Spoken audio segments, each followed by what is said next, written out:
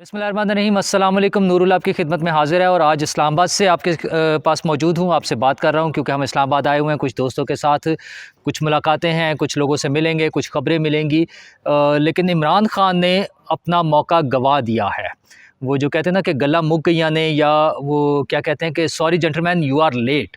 क्योंकि इमरान खान के पास जो फेस सेविंग का मौका था वो उन्होंने मौका अपना गंवा दिया है। तमाम तर कोशिशों के बावजूद तमाम लोगों ने उनके साथ हमदर्दी की, तमाम लोगों ने कोशिश की उन्हें सपोर्ट करने की, लेकिन वो खुद नहीं माने।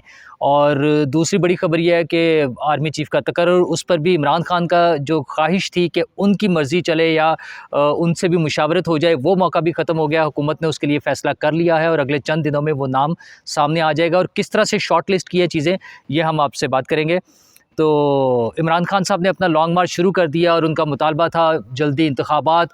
हुकूमत भी किसी हद तक उस पर तैयार थी और शायद वो मार्च अप्रैल के लिए, तो हमारी कुछ दोस्तों से जो बात भी हुई, कुछ हुकूमती सीनियर लोगों से, उनका भी ख्याल था कि हुकूमत इस बात पर मान सकती है कि इंतखाबात थोड़ा सा जल्दी हो जाए। लेकिन इमरान खान साहब की हट धर्मी और उनकी वो जो उनका लैंग्वेज जो है, जो ज़ुबान इस्तेमाल करते हैं, जो रवैया था उनका कि मैं तो किसी से बात ही नहीं करूँगा, ये सारे चोर हैं, मैं चोरों से हाथ नहीं मिलाऊँगा, मैं तो इनके साथ बैठ ही नहीं सकता। तो वो सारे मौके जो है वो अब ख़त्म हो गए हैं। और उनकी ख्वाहिश ये थी कि जो उन्होंने बार बार कहा कि मैं तो उधर से बात करता हूँ जिनसे ये लोग बात करते हैं, यानी उनका सीधा सा मतलब ये था कि मैं तो फ़ौज से बात करता हूँ, उसके अलावा मैं किसी से बात नहीं करूँगा। तो फ़ौज से बात करने की उन्होंने पूरी कोशिश की, तरले मिन्नतें, धमकियाँ, गालियाँ, गद्दार और मीर जाफ़र, मीर सादिक और न्यूट्रल जानवर और हलाकू खान और पता नहीं क्या-क्या, जो कुछ हो सकता था वो धमकियाँ दी। लेकिन दूसरी तरफ वो पैर पकड़ते रहे। बैकडोर डिप्लोमेसी जिसको कहते हैं, सदर साहब को भेजा कि आर्मी चीफ़ को लेकर आएँ, प्रेसिडेंसी में उनसे मुलाकात की, वहाँ भी अपनी वही रिक्वेस्ट है कि मेरी किसी तरह बात मान ले, मुझे जल्दी इंतखाबात दे दे, मेरी मर्ज़ी का आर्मी चीफ़ लगा दे, ये सारे कुछ। उन्हें बड़ा साफ जवाब मिलता रहा कि आपको रिलीफ़ दे सकते हैं 2 बंदे, 2 लोग, नवाज़ शरीफ और आसिफ ज़रदारी, ये 2 लोग आपको रिलीफ़ दे सकते हैं। लेकिन खान साहब तो पता नहीं किन वो हवाई घोड़ों पर सवार थे, क्या सोच रहे थे, पता नहीं किस खलाई मखलूक के ज़रिए या रूहानियात के ज़रिए वो आना चाह रहे थे, वो सारी चीज़ें फ़ेल होती गई हैं। फिर उन्हें अदालतों से उम्मीद होती थी, तो अदालत में भी यही मौका बना कि उन्हें कहा गया कि जनाब आप असम्बलियों में वापस जाएँ। मतलब ये एक ऐसी एडवाइस थी कि जिसमें उनके लिए फेस सेविंग थी। वो चाहे अदालत के सर पे डाल देते कि मुझे अदालत कह रही है, लेकिन उन्होंने नहीं मानी। दिल उनका करता था, आज भी उनका दिल करता है असेंबली में वापस जाने का। आप ये देख लें कि आज 7 महीने हो गए हैं, वो इस्तीफ़े जो है ना उनके वहीं पड़े हुए हैं। वो एक तो मंजूर नहीं हुए, और ये जो अपनी तरफ से कहते हैं कि हमने दे दिए हुए इस्तीफ़े, आज भी उसकी तनख्वाहें लेते हैं। और जब कोई बात होती है किसी कोर्ट में, किसी अदालत में कि जी आप तो असेंबली के मेंबर नहीं रहे, तो कहते हैं हम तो असेंबली के मेंबर हैं, अभी इस्तीफ़े मंजूर नहीं हुए। उनकी ख्वाहिश यही थी कि असेंबली में उन्हें मौका मिल जाए, और ये उन्हें एडवाइस भी मिलती रही। जो बेहतरीन मौका था कि किसी के सर पर डाल के, वो जो होता है ना भैंस की दुम पकड़ के पीछे पीछे चले जाना कि ये मुझे ले आइए, ये इनके लिए मौका था। लेकिन उन्होंने वो मौका भी गंवा दिया, और वो इसी हठधर्मी में रहे कि मैं बात नहीं करूँगा, और मुझे फ़ौज के ज़रिए ऑफ़र मिले कि मुज़ाकरात हो रहे हैं और हुकूमत जल्द इंतखाबात पर आ रही है। तो वो जो मार्च अप्रैल वाला सुनते थे किसी हद तक कि शायद हुकूमत थोड़ा सा अर्ली इलेक्शन करा दे, वो भी सारा कुछ ख़त्म हो गया।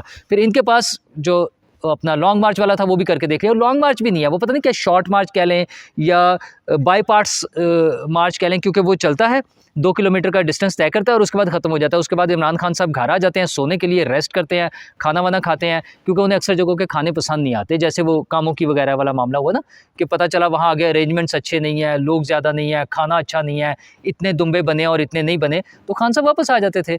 तो वो करके वो बाई पार्ट्स, जो उनका म्यूज़िकल शो चल रहा है या म्यूज़िकल कॉन्सर्ट या एंटरटेनमेंट, जो उन्होंने खुद कहा था कि लोग बहुत इन्जॉय करेंगे, वो तो चाह रहा है। लेकिन हुकूमत ने उसका कोई प्रेशर नहीं लिया।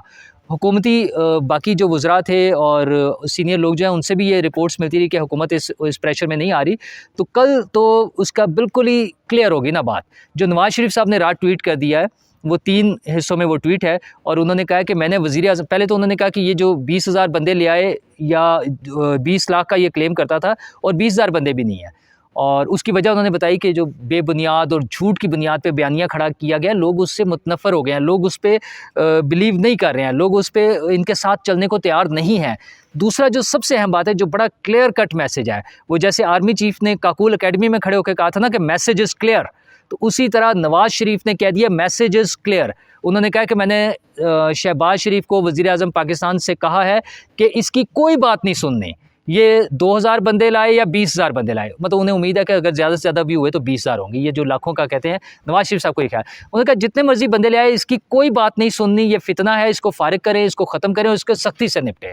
तो ये इमरान खान साहब के लिए पैगाम है, मैसेज इज़ क्लियर कि हुकूमत की तरफ से जो गुंजाइश थी, जो पॉलिटिकल सिस्टम में एक होता है कि आप बैठ कर डायलॉग कर ले, बात कर ले, थोड़ी सी फेस सेविंग दे दे किसी को, 2 कदम आप पीछे हटे, 2 कदम वो हटे, वो सारी ऑप्शंस इमरान खान साहब ने ख़त्म कर लिए हैं। और नवाज शरीफ साहब ने उसका बड़ा वाज़ेह ऐलान कर दिया कि अब कोई चांस नहीं है तुम्हारे साथ मुज़ाकरात के लिए, अब जो तुमने करना है कर लो। ये वही बातें हैं जो बाकी रेफरेंसेस से भी आती रही हैं कि जब इन्होंने आर्मी ऑफिशियल से, ज़ाहिर आर्मी चीफ से या बाकी सीनियर लोगों से जहाँ भी मुलाकात करने की कोशिश की या जहाँ पैगाम भेजा कि वरना मैं लॉन्ग मार्च करूँगा, मैं अवामी ताकत का मुजाहरा करूँगा, वहाँ से भी इन्हें पैगाम मिल चुका है कि खान साहब फिर जो करना है कर लें, आप अपनी अवामी ताकत दिखा लें। तो अवामी ताकत तो हम रोज़ देख लेते हैं जीटी रोड पे, वो 2-4 हज़ार बंदे जो हैं, अगर ये अवामी ताकत है तो उसके वाकई कुछ नहीं होना था।